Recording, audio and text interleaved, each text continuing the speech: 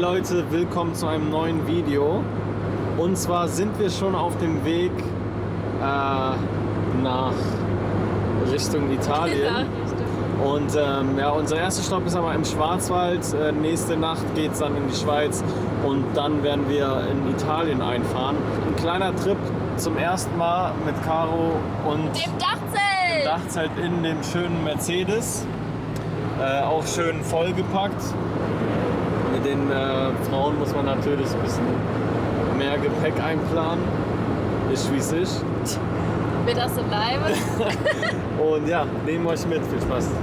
Wie heißt es doch so schön, der Weg ist das Ziel, besonders bei einem Roadtrip und erst recht, wenn man mit einem Oldie unterwegs ist. Um sicherzustellen, dass diese erste Reise weder für das Auto noch für uns anstrengend wird, haben wir uns für diese 2 weiteren Stopps entschieden. Doch es hat sich bereits jetzt gelohnt, denn wie wunderschön ist bitte dieser Ort hier. Zelt erfolgreich aufgebaut.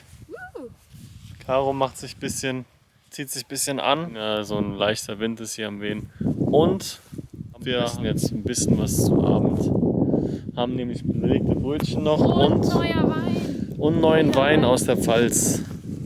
Die Mama uns mitgegeben. Das sieht richtig nice aus. Der Sonne. So Leute, die Sonne ist untergegangen. Wir haben alle Sachen weggepackt. Sind jetzt hier im Zelt. Hallo, ich bin in meinem Schlaf. Ja, ein bisschen dunkel. Und ja, so sieht es hier aus. Dann würde ich mal sagen, gute Nacht und bis morgen. Licht machen. Mach Licht. Ja, hier ist richtig coole Sie macht jetzt Licht. Lampe installiert. Mit dem Powerbank kann man einfach Licht Wow. machen. Und es werde Licht. Richtig cool. Deswegen würde ich jetzt mal sagen, gute Nacht. Gute Nacht.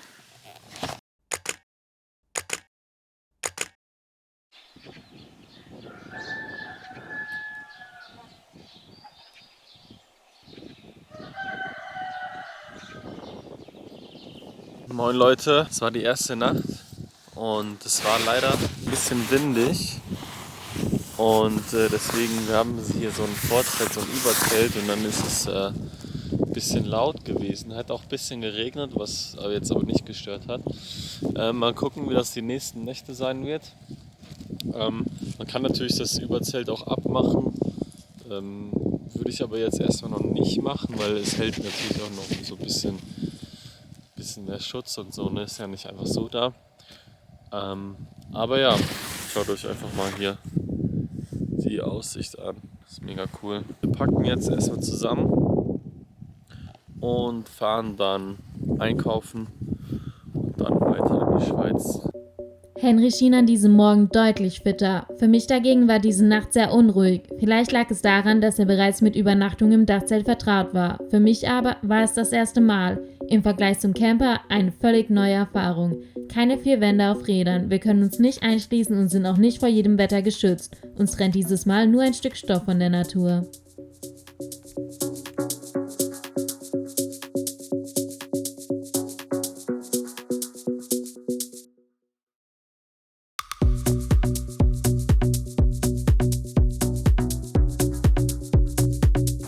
Leute, guck mal, wie blau der See ist.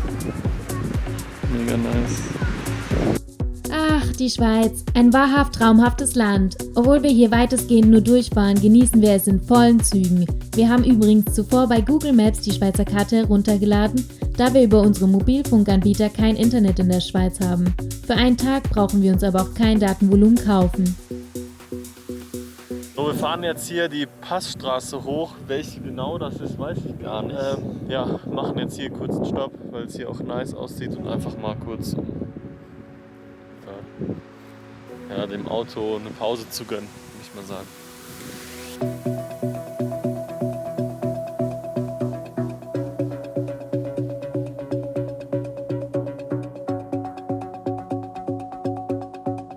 Mit einer Geschwindigkeit von 20-30 km/h tuckerten wir mit unserem Benzi den Pass hinauf. Hin und wieder machten wir Pausen, um den Motor abkühlen zu lassen und die Aussicht von weiter oben zu betrachten. Henry hatte zuvor den Wunsch geäußert, die Nacht in den Bergen zu verbringen. aber aufgrund der kühleren Temperaturen hier oben und des starken Windes konnte ich mir das noch nicht so ganz vorstellen, obwohl es sicherlich magisch wäre. Leute, kurzes Fazit. Ich kann mich hier nicht satt sehen. Einfach diese Aussicht hier. Zieht euch das mal rein. Geht's direkt runter. Einfach mega krass. Caro kommt gleich. Die hat gerade von weiter weg das Auto gefilmt. Wir fahren jetzt hier die Furka-Straße, also den Furka-Pass fahren wir jetzt runter. Da kommt sie. Hast du super gemacht. Ich glaube, es war zu weit weg.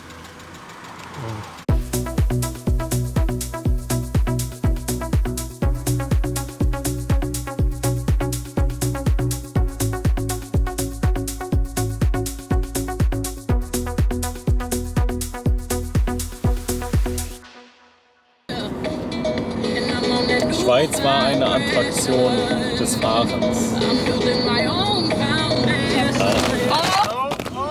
Tschüss!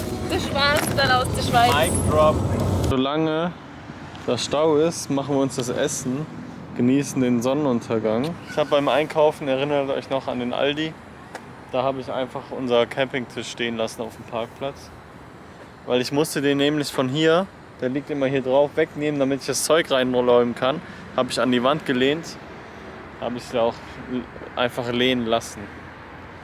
Hier ist sogar direkt ein Decathlon, aber der hat jetzt schon zu. Wir werden jetzt aber auch nicht jetzt hier für die Nacht bleiben, weil das ist auch nicht so nice. Wir wollten ja erstmal auf dem Berg stehen, aber da ist es halt doch ein bisschen zu kalt. Ja, wir finden schon was.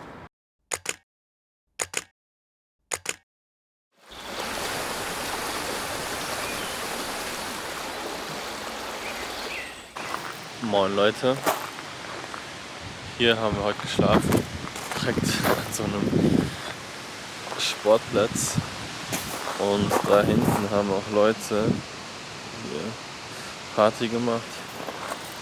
Ja, schlafen konnte ich trotzdem.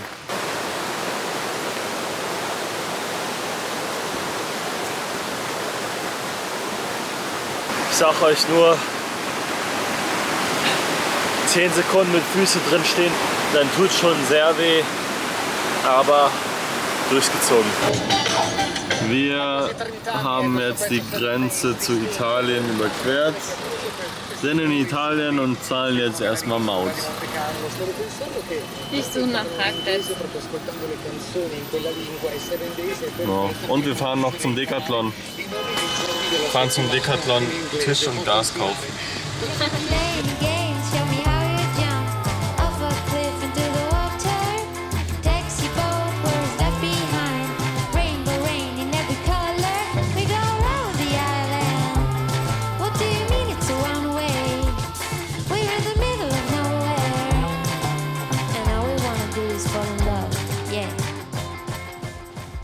Kurzes Update, was wir bisher so gemacht haben. Und zwar habt ihr ja gesehen, dass wir jetzt hier am Fluss chillen, ein bisschen erfrischen. Wir gehen auch davon aus, dass das unser Stellplatz sein wird für heute Nacht.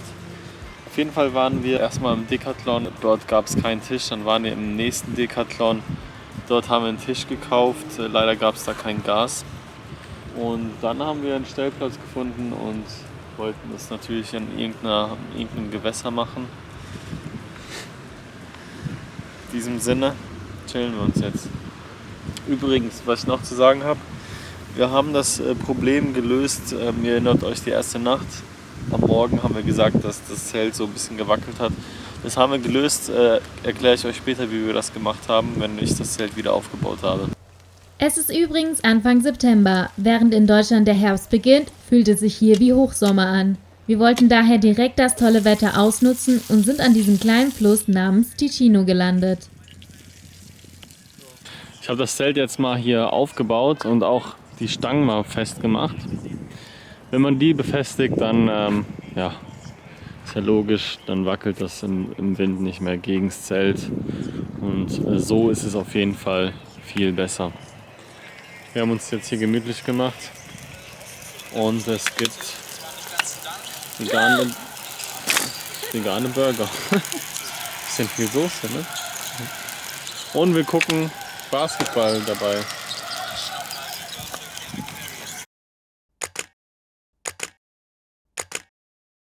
Morning in the morning. Moin.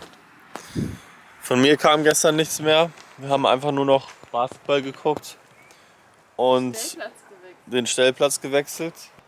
Und zwar wo wir davor standen, da waren einfach Männer, die mir ein bisschen zu komisch mehrmals an das Auto vorbeigegangen sind. Und dann hatte ich einfach ein schlechtes Gefühl und habe gesagt, wir fahren woanders hin. Sind dann 10 Minuten weitergefahren und stehen jetzt hier auch ganz schön. Ja, und heute wird noch mal ein bisschen Strecke gemacht, damit wir ein bisschen weiter südlich kommen. Und dann sind wir eigentlich so weit südlich, wie wir es schaffen wollten. Alla farmacia di Centro Gotico, oltre ad acquistare i farmaci, potrai effettuare prenotazioni CUP. Haben jetzt hier in dem Supermarkt noch ein bisschen was eingekauft. Machen jetzt gerade hier ein schnelles Frühstück. Und Caro baut hier eine Konstruktion, um so ein weißes Tuch aufzuhängen, damit die Kühltruhe nicht von der Sonne angestrahlt wird. Ich denke, das machst du super. Ich weiß nicht, ob das was wird. Ajo.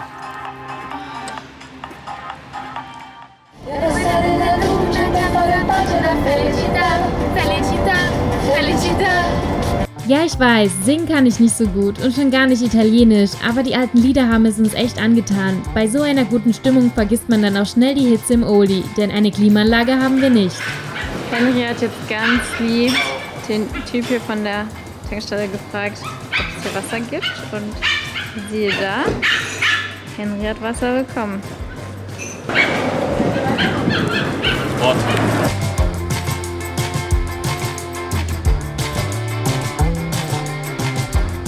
ist unser Weg zum Stellplatz, Leute.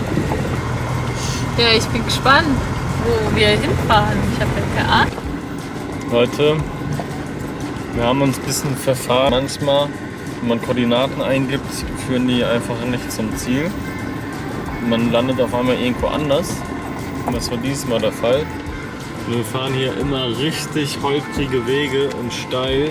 Man muss richtig langsam machen. Ansonsten setzen wir auf. Das wäre nicht so cool. Ja, also fahren jetzt schon so 20 Minuten durch so eine Strecke, durch den Wald.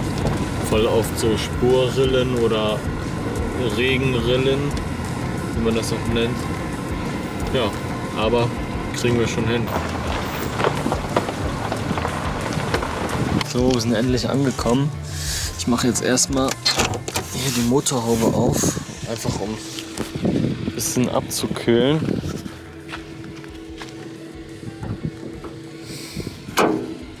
Ist nämlich schon ein bisschen warm geworden, das Ding. Weil sonst schaut alles gut aus. Diese Fahrt gerade eben hatte auch mich als Beifahrerin ganz außer Puste gebracht. Dieses Auf und Ab mitten im Wald und die riesigen Spurrillen. Ich war einfach extrem angespannt. Eigentlich wollten wir mit Benzi solche Straßen meiden, aber Henry hat uns gut durchgebracht und nun sind wir endlich angekommen. Von nun an können wir offiziell sagen, dass wir in der Toskana sind, umgeben von Olivenbäumen und Weinbergen.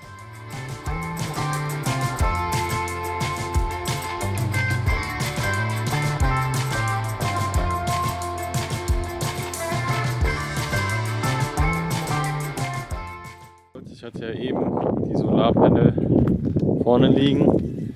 Nur wie man weiß, die Sonne bewegt sich und man muss die Solarpanel auch ein bisschen mitbewegen, um die höchste Ladekapazität zu erlangen. Und ja, da gibt es dann extra auch noch so Ständer, die man da drunter stellt und dann kann man das perfekt laden. Also die Powerbank, das ist eine 20.000er.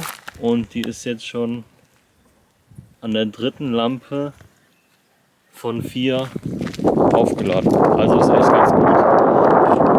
Laut meinen Einschätzungen ist es genauso wie zu Hause an der Steckdose. Natürlich vorausgesetzt, man hat richtig gute Sonne und die perfekte Ausrichtung dazu.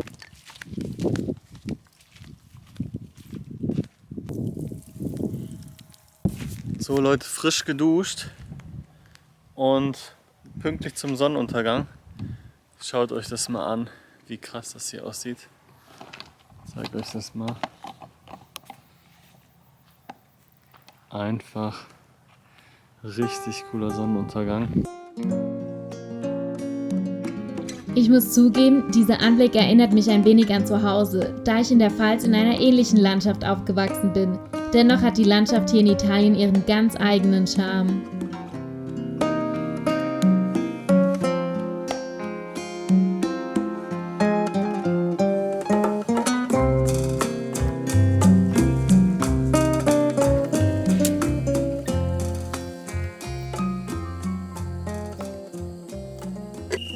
Wir haben jetzt hier, kannst du bitte leuchten? Das Essen ready gemacht, Grillgemüse bzw. Pfannengemüse und Würstchen gegrillt und werden uns danach Bett fertig machen und uns da reinlegen. Wird nicht mehr viel passieren, deswegen bis morgen. Am nächsten Morgen geht es für uns direkt weiter, denn heute ist mein Geburtstag und Henry möchte den Tag an einem ganz besonderen Ort mit mir verbringen. Als erstes machten wir uns aber auf die Suche nach einem Kuchen für mich. Allerdings gar nicht so einfach, mitten in der tiefen Toskana. Schatzi, wie findest du den Stellplatz? Sehr, sehr schön. Das ist so der bekannte Spot von der Toskana. Singst du mir jetzt noch? Happy Birthday to you. Kommt gar nichts mehr. Birthday to you. Happy Birthday, liebe Carolina. Happy Birthday to you. Nein, ich habe gar nicht gefrühstückt. Einen Kuchen gab es also nicht für mich, aber dafür ein leckeres Cornetti und den schönsten Ausblick, den man sich zum Geburtstag wünschen kann. Natürlich kamen zum Sonnenuntergang auch noch einige andere Touristen, doch sobald die Sonne weg war, waren wir ganz allein.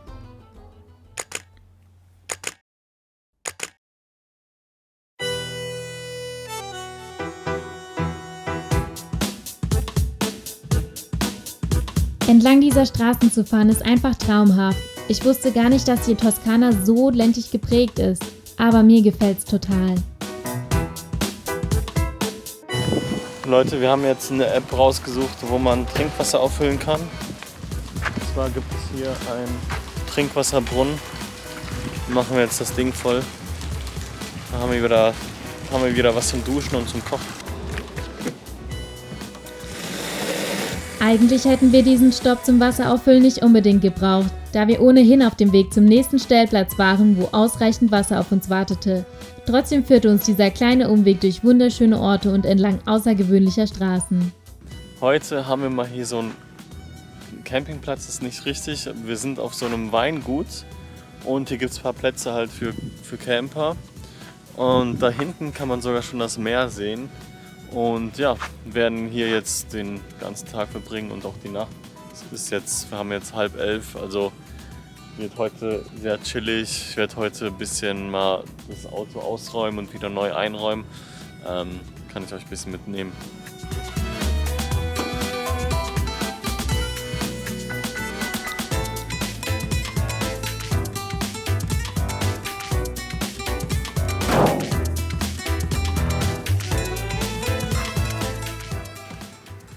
Wir haben jetzt hier die Kühltruhe mal leer geräumt und putzen die mal von innen. Im Kofferraum wird auch mal ein bisschen alles neu sortiert. Heute machen wir mal ein bisschen Ordnung, haben wir auch Zeit dafür.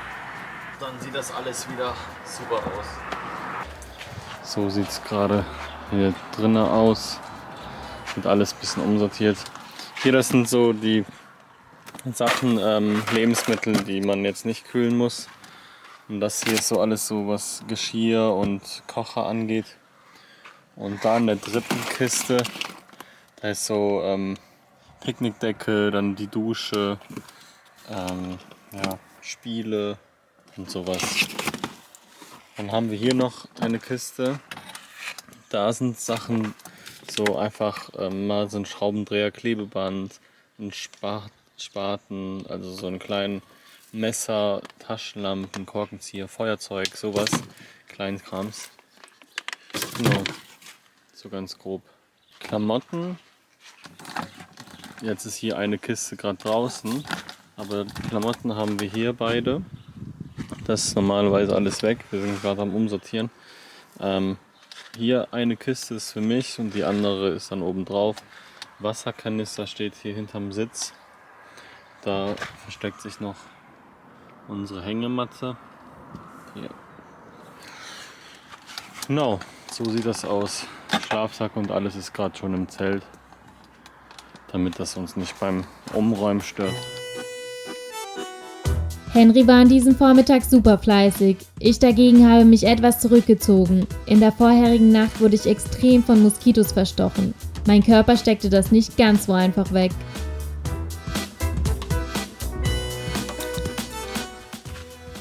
Ich zeige euch mal gerade hier, wo wir stehen. Und zwar stehen wir hier unter Weinreben und mussten sogar Zelt aufgeklappt reinfahren. Ansonsten hätten wir das von der Höhe nicht aufklappen können. Solar ist auch schon am Laden und das sind die Sanitäranlagen. Nichts Spektakuläres.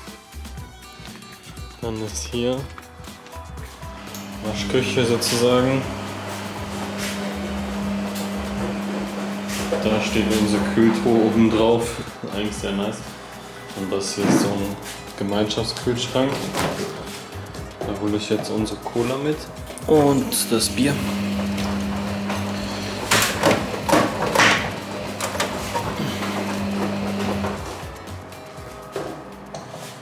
Und dann fülle ich hier noch den Kanister auf.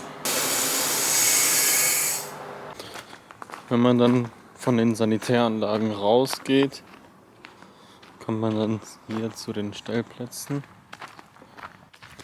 Hier gibt es dann so eine Chill-Area und hier sind dann die einzelnen Stellplätze. Es gibt dann ein paar Stellplätze, wo dann oben so ein, ich sag mal, Dach drauf ist mit so Weinreben. Das ist nice. Da hinten stehen wir.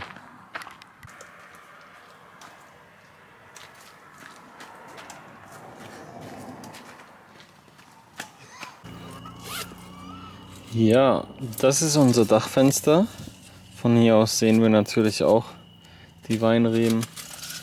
Und hier scheint sogar noch eine Laterne. Wenn wir es dunkel haben wollen, machen wir einfach zu. Noch nutzen wir das Licht für hier im Zelt.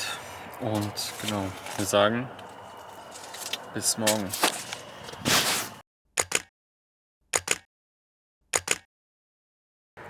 Moin Leute, wir haben gerade gefrühstückt tatsächlich, machen jetzt Abwasch, packen das alles hier zusammen und fahren weiter, kurzen Abstecher an Pisa und dann geht es endlich mal ans Meer.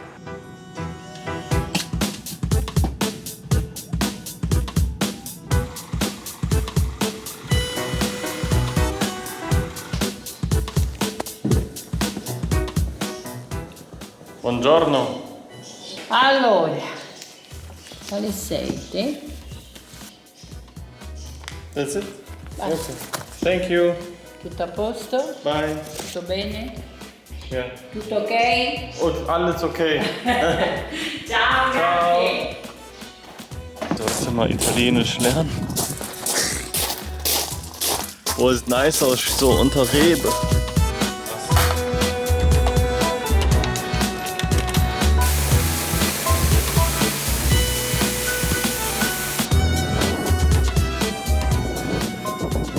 Wir haben unseren Campingplatz erreicht. Da ist direkt das Meer. Und zwar ist es so, dass wir erstmal diesen Stellplatz haben. Auch schon sehr nice. Sieht dann so aus. Ist ganz cool. Aber wir werden wahrscheinlich morgen, also wir bleiben hier 2 Nächte und wir werden morgen den Stellplatz wechseln und fahren direkt ans Meer. Das wird richtig cool. Und ja, es hat gerade ein bisschen genieselt bis Regen, aber mehr Niesel als Regen.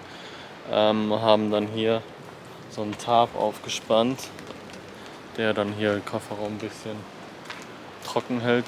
Caro war gerade duschen. Oder Hast eigentlich noch gar nicht meine Mückenstiche gezeigt. Ja, Caro wurde ein bisschen gestochen, wie man sieht. Ein bisschen. Bei mir ist nichts.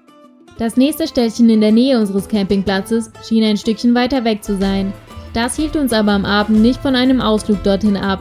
Schnell wurde uns jedoch klar, dass wir für den Rückweg ein Taxi nehmen werden. Wir kauften nämlich einige Lebensmittel und Getränke für den nächsten Tag ein, den wir komplett auf dem Campingplatz verbringen wollten. Die ganzen Sachen hätten wir ungern im Dunkeln den Berg hochgeschleppt. Wir haben übrigens auch eine Pizzeria entdeckt, die zwar nicht besonders einladend aussah, aber dort bekamen wir wahrscheinlich die beste Pizza, die wir je gegessen haben, mit einer köstlichen Trüffelsoße.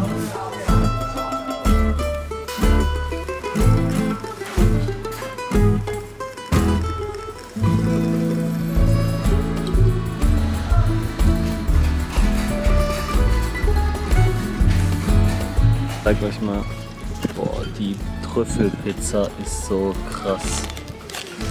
Das sieht man jetzt nicht so. Boah. Jetzt ab geht's ans Essen. Hier schön am Meer.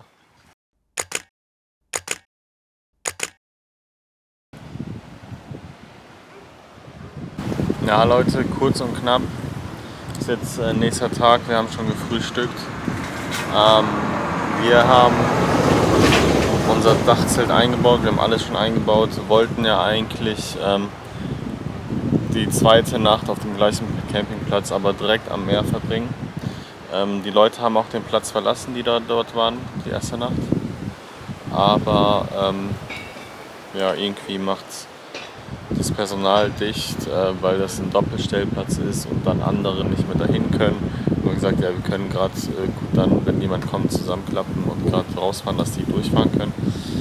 Irgendwie komisch, und für uns macht es dann keinen Sinn, hier noch eine Nacht zu bleiben, und fahren dann, wie es jetzt aussieht, weiter. Wirklich schade, dass wir den anderen Stellplatz dort nicht bekommen haben. Wir hätten so gerne den Tag dort verbracht. Aber wir konnten schnell einen anderen Campingplatz ausfindig machen, mit einem Stellplatz noch näher zum Meer. Das machte uns glücklich. Wir hatten sogar einen direkten Badezugang. Und da die Sonne endlich wieder herauskam, wussten wir, dass wir heute endlich mal ins Meer hüpfen werden.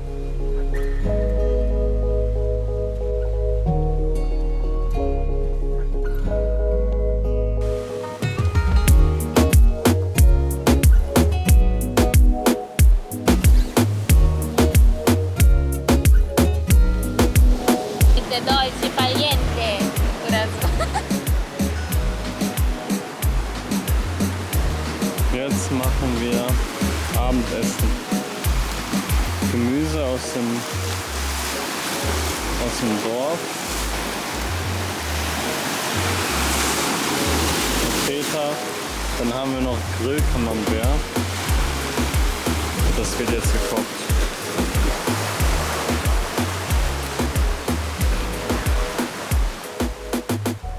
Ein perfekter Abschluss, denn heute ist bereits unser letzter Abend hier in Italien. Eine ganze Woche voller aufregender und schöner Momente neigt sich dem Ende zu. Und ehrlich gesagt möchten wir unser Bett auf 4 Rädern noch gar nicht gegen unser Boxspringbett zu Hause eintauschen.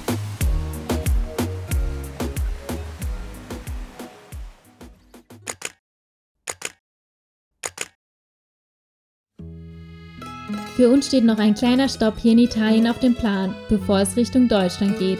Dass wir dabei entlang einer so wundervollen Straße am Meer fahren werden, hätten wir nicht erwartet. Dieser Anblick, der Duft und auch das Geräusch des Meeres sind Balsam für die Seele. Die vergangene Nacht haben wir auch super gut mit dem Meeresrauschen schlafen können. Generell bin ich ein riesengroßer Fan vom Dachzelt geworden. Die ersten 1-2 unruhigen Nächte darin habe ich so gut wie vergessen. E già da un po' sono in strada con il capo all'insù a guardare verso il cielo e non mi riesce. Unsere ganzen letzten Eindrücke ließen wir bei einem Spaziergang im idyllischen Ort Portofino sacken. Wir tranken noch einen letzten italienischen Kaffee und tauchten noch einmal in die Dolce Vita ein. Magari si affaccia. Da wir entlang des Meeres schon ziemlich weit Richtung Norden gefahren waren, dauerte es gar nicht so lange, bis wir wieder in der Schweiz ankamen. Wir hatten uns überlegt, vielleicht doch noch eine Nacht in den Bergen zu verbringen. Denn seien wir ehrlich, die Natur dort ist einfach verlockend, oder? Wir wählten bewusst eine nicht allzu hohe Lage, um nicht zu viel Wind und Kälte ausgesetzt zu sein.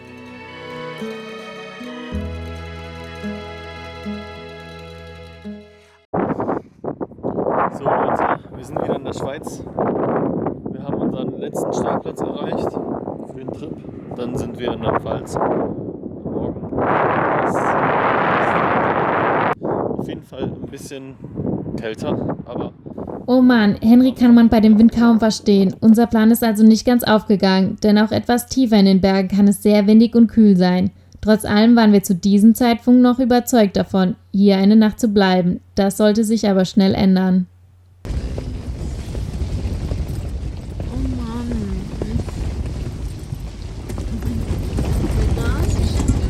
Ich dachte irgendwie.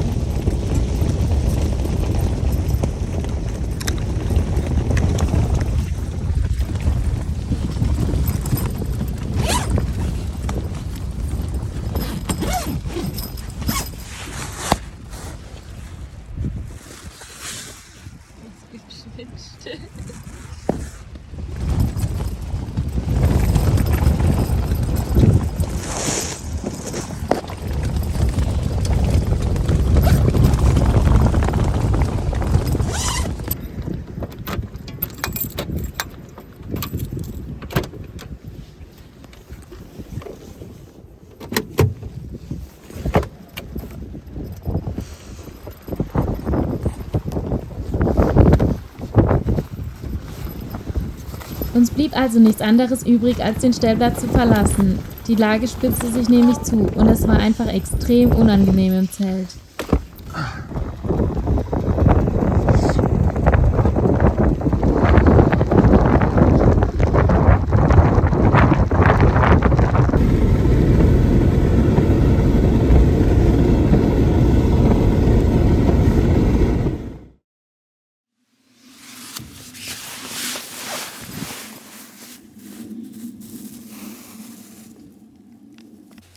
Nach unserem abrupten Aufbruch fuhr Henry uns dann noch direkt bis nach Deutschland über die Grenze.